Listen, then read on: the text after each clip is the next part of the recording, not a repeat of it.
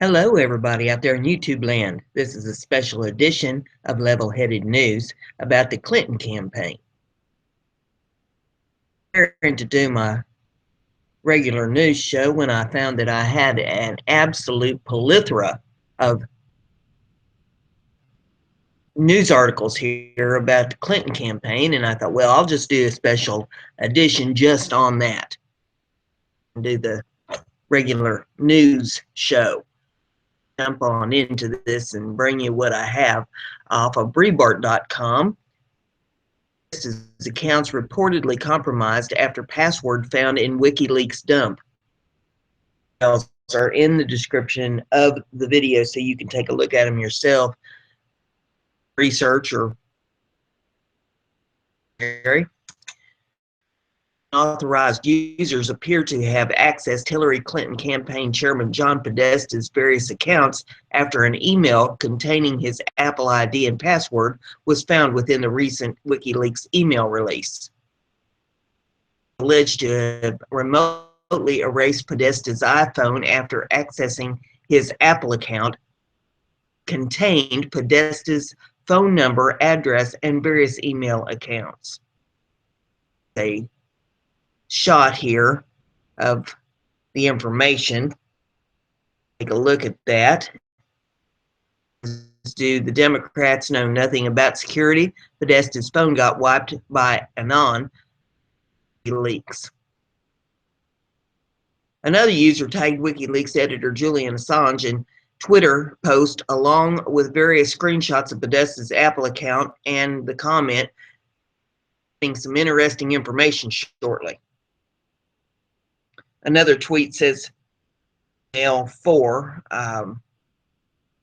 tag and hashtag Podesta emails 5 at Julian Assange. You are going to be getting some interesting information shortly with some info. Leaks have released numerous batches of emails sent to Podesta, and the leaked emails have since revealed the Clinton campaign's coziness to mainstream media reporters' distaste for Catholics, that could not further their gun control agenda, and Podesta's very own obsession with extraterrestrials. Emails also revealed that Rupert Murdoch's editor Louise Minch had written an advert for Hillary Clinton on her gender, despite Minch's claiming anti-Republican. As you will know, I am committed, or would be if I had vote this year, but I worry no end about Donald Trump becoming our president, wrote Minch in an email that was forwarded to Podesta. Much rather have your girl Hillary. First article that I have. Next one I have here is off of regated.com. Get this up so I can read it. Let's see here. It says WikiLeaks former Clinton liaison arrested in 2009 for prostitution ring. An email exposed in part 3 of Podesta's emails released by WikiLeaks brings question to Hillary's relationship with Catholics. It begins to uncover the third release of the Podesta emails, which were obtained and released by WikiLeaks on Tuesday. Documents from within Hillary Clinton's 2009 campaign show that Hillary Clinton's liaison for Catholic outreach was arrested for compelling prostitution and was charged with 2 counts of compelling prostitution after using several aliases to connect with a 17-year-old victim. He pled guilty on both counts. He had contacted the victim between September and October of 2008. Whether McFadden used government equipment to engage in the act. He has since been released from jail. Sent by Julian Gundelman of Center for American Progress contains the following text.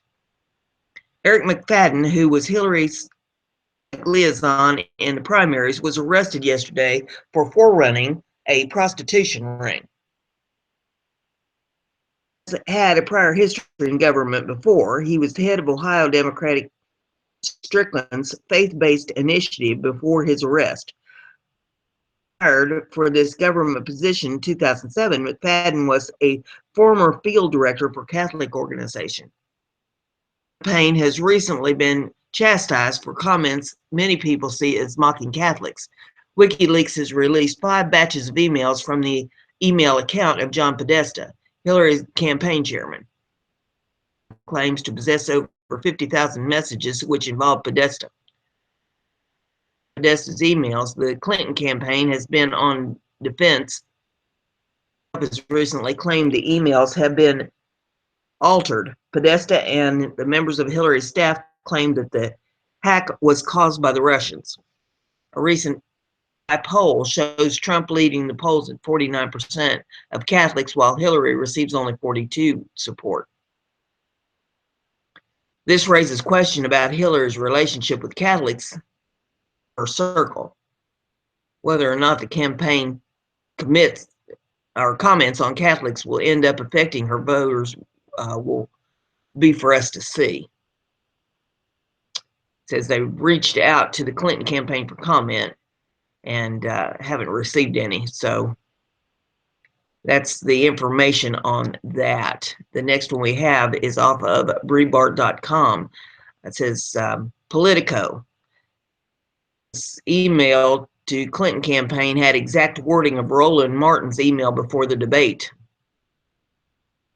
Gold reports in Politico on new developments in WikiLeaks revelation that interim DNC chair Donna Brazile emailed the exact text of a CNN town hall question to Hillary Clinton's campaign before the event last March.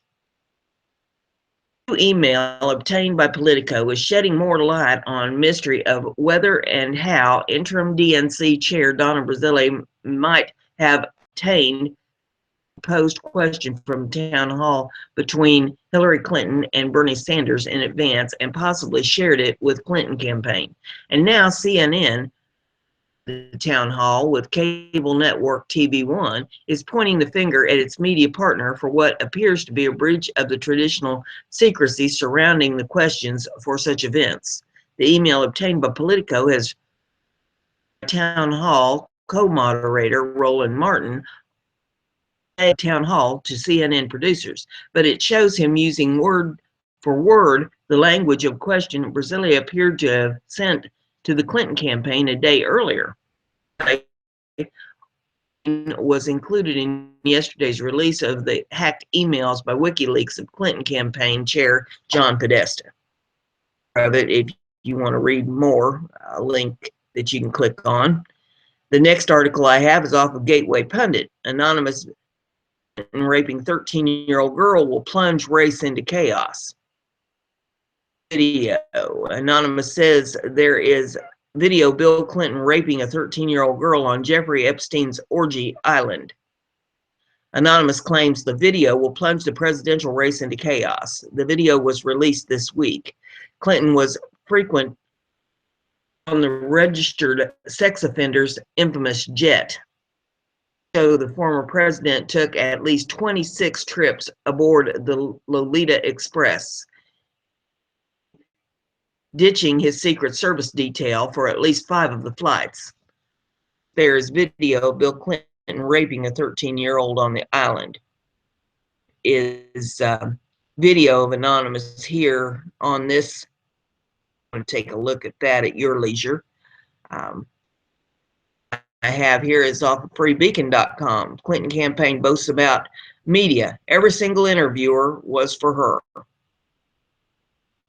Marika and Hillary basically courting each other at this point, it says. And the article reads, Hillary Clinton campaign bragged every single interview was for her during a visit to Michigan during the Democratic primary season, according to recently released hacked emails. Campaign events sent by Nick Merrill, Clinton's traveling press secretary, revealed a cozy relationship with media, a recurring theme in the document dump of the campaign chairman John Podesta's emails. Emails have shown CNBC anchor John Harwood offering advice to the Clinton campaign and bragging about how he questioned Donald Trump as debate moderator. The New York Times also gave veto power to the campaign over what Hillary Clinton quotes could be in a profile. Merrill's notes from a series of Hillary Clinton's events at coffee shops in Michigan on March the 8th revealed similar dealings with members of the local press. Interviews in 2 coffee shops this morning, Merrill wrote. Interviews were all live or taped, Detroit stations, with the exception of one we did into Flint. Quick hits, mostly centered around getting out to vote in every one. And then Education and Affordable Care Act, ACA, he said. No flags, every single interview was for her. Merrill said the highlight of the morning was an awkward joke made by Clinton. One of the hosts, whose stage name is Foolish, asked a question to which HRC replied, "Well, Foolish, that is far from a foolish question," Merrill said. Awkward chuckles all around. The email exchange was among the 3rd batch of Podesta's emails posted by WikiLeaks. The Director of National Intelligence and Department of Homeland Security have accused Russia's senior-most officials of hacking and leaking emails to other sites in order to influence the 2016 election. The email thread also revealed a friendly relationship between CNN politics producer Dan Murka and Clinton, two as basically courting each other at this point. Counted an event held on February the 26th. Dan Murka asked her if she was jealous that she didn't get, to which she responded with a prolonged smile. You could see the gears turning, and then said, "I'm really like you. I'm really, really like you." They are basically courting each other. The next article that I have, ZeroHedge.com. Confessions of a former journalist from the media establishment. It says, "I doubt anyone needs to be reminded that the media is rotten to the core. Reluctant and closed-minded people are accepting this as given now. But despite the media being widely condemned nowadays, to Germans for bringing the word Lingenpreis, I guess is how that's pronounced, back. Few people know or understand what's really going on in the journalistics kitchen. The foul slop of lies that people are fed every day is cooked up. However, there is always through proposed infiltration, or in my case, by accident. I have an old friend, let's call him, I always knew as a kind-hearted and sincere man.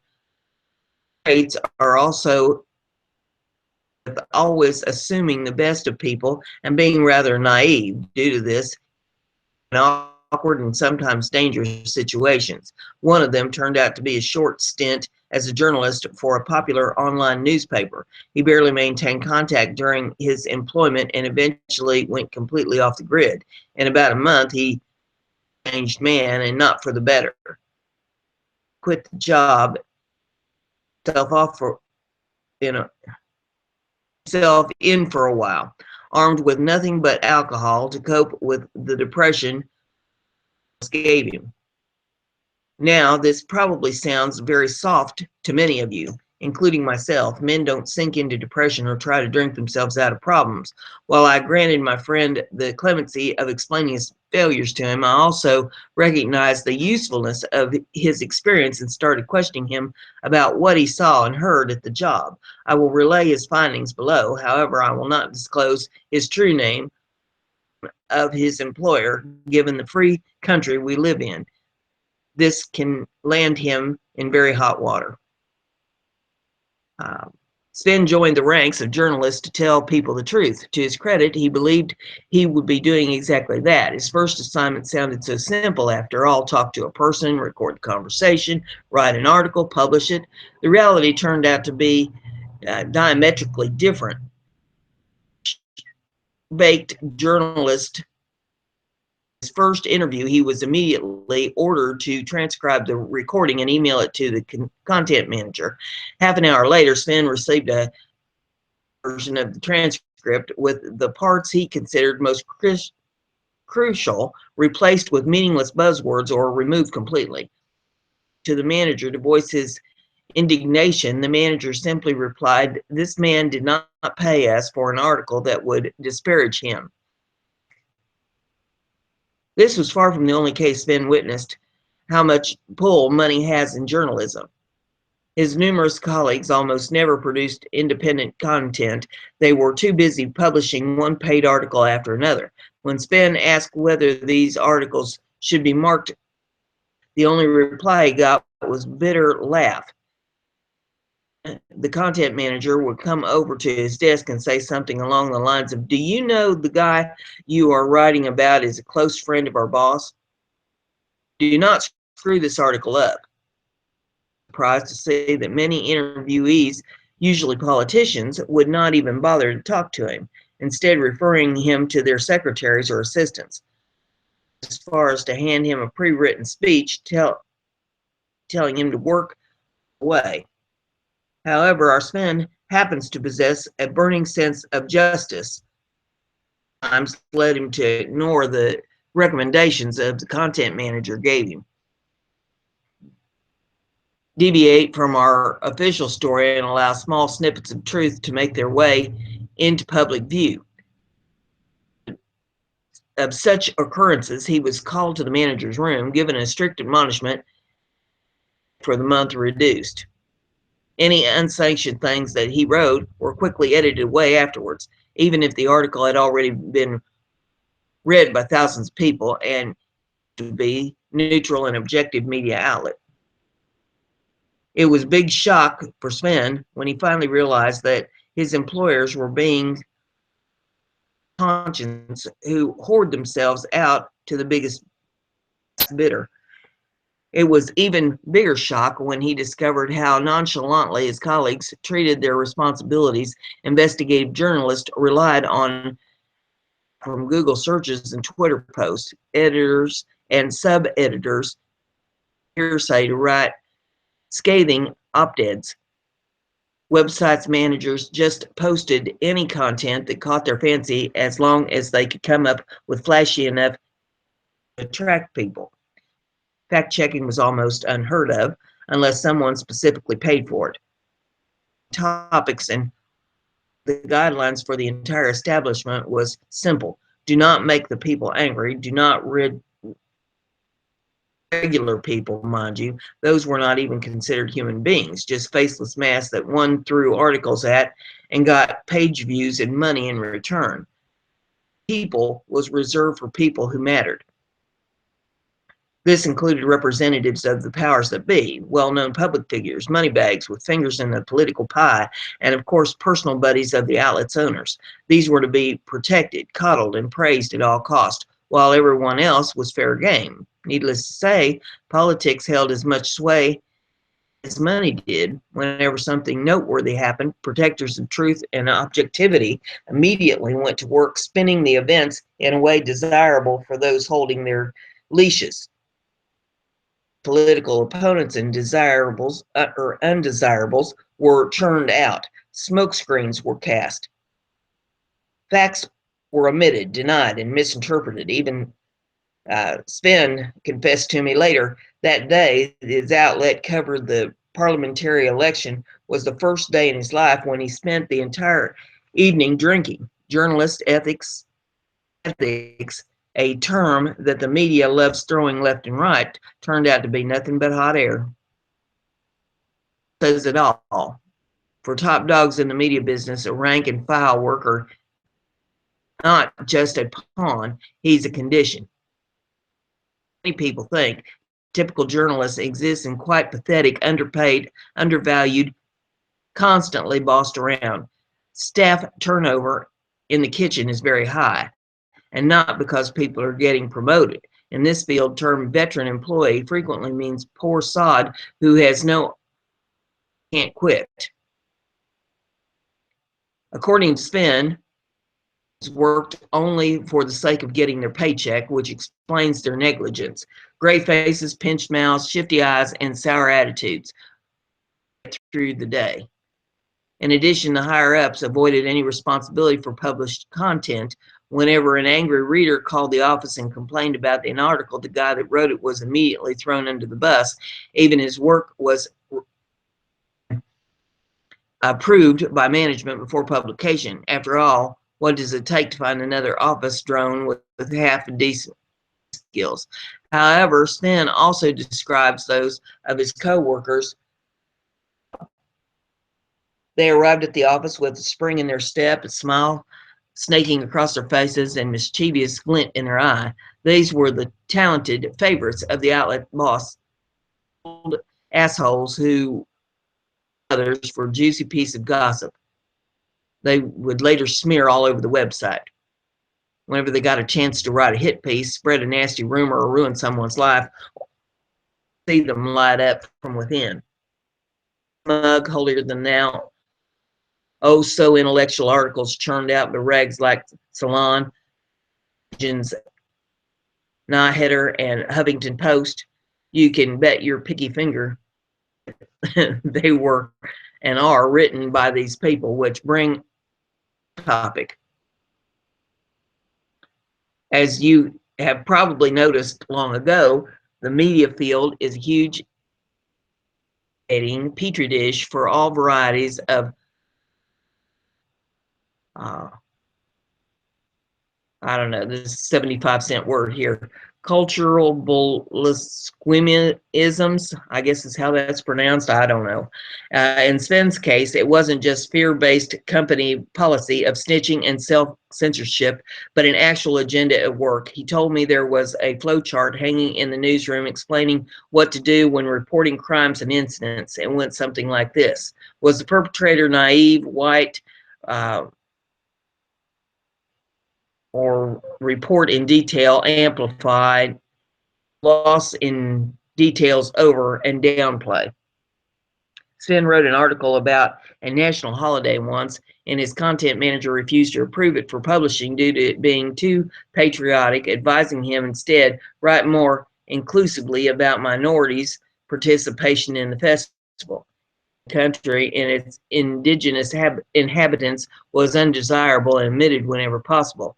While any piece that brimmed with self-hate was praised, inhabitants of other Muslim countries or attacked natives in their way of life was a big hit and flew through approval like a bird. The outlet's newsroom was crammed full of women, cucks, and of course Jews. The former absolute power regardless of their position. A simple complaint to HR was enough to fire anyone. The cucks represented by twig-armed, laden, wispy-bearded creatures in shirts were the way things were going, sipping lattes and snitching to HR on those who expressed ideas of the narrative. Jews were in their native element in the newsroom, their usual arrogant intellectual shtick, and getting promotions out of nowhere. Articles bashing natives, their culture, and values came from them. Their study site showed me. Liars for hire. So to sum it all up, the media is not composed of good people, as many still think. On the contrary, it's very purposeful and self-aware entity that positions itself somewhere between an unscrupulous opportunist and loyal lapdog of the state.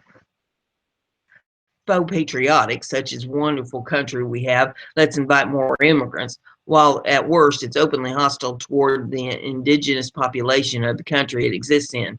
Moreover, it allows for consolidation and self-affirmation of globalist forces, the traitorous governments, the world Jewry, the entertainment industry, and the like, against the increasingly disenfranchised and declining native population. And last but not least, the media is crimes committed in the West by non-white immigrants due to purposeful confiscation of them and rabble-rousing to pressure the courts into letting the criminals off scot-free. To me, the latter reason alone is enough to send all the journalists and their owners. The bottom line is always remember that the media is not your friend in any way, shape, or form. Try that again. Even if its lowest tier operatives fit the description of hapless victims, enemies, the media must be opposed, boycotted at every single turn until it starts bleeding money and choking on its own venom. Is that article. The next one that I have for you is off of regated.com, and this says audio works for Clinton after sexual assault remarks. Employed after saying he can grab a girl's ass and not get fired for it. Mayo was right. He can't get fired. I don't know if any of you saw this that circulated on the web yesterday about this Willie Mayo that works for Hillary Clinton, but there are, with his audio, talking about the Trump tape that came out and saying that, you know, he could ask twice and not get fired for it. So it says Project Veritas dropped a disturbing video recently. Clinton staffer Willie Mayo laughs about how he can sexually assault a girl and not be fired. He received a recording from an anonymous source via Mike Senovich of Danger and Play. The recording is someone walking into the campaign office to see none other than Willie Mayo, still employed. A woman quickly asks the person recording to leave as soon as she spots Mayo. He is then threatened that if he doesn't leave, the police will be called. Listen to the full audio below. And let's see if we can play this audio for you.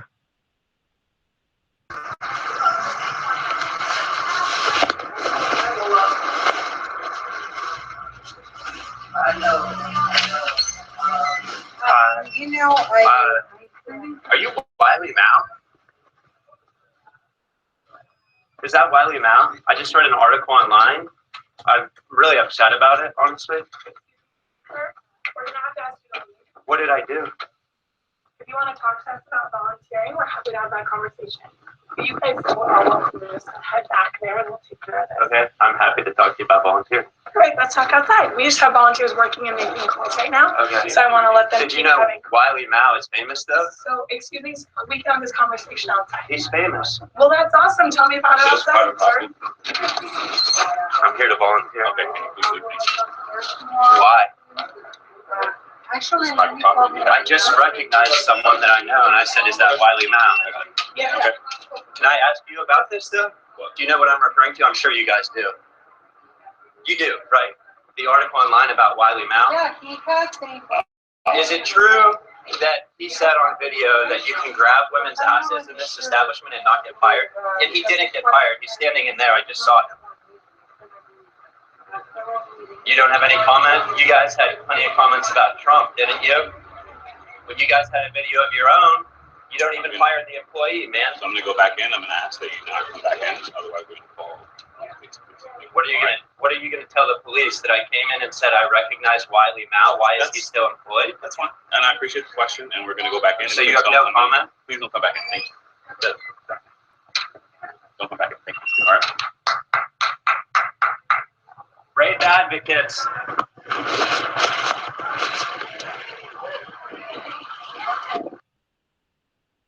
Okay.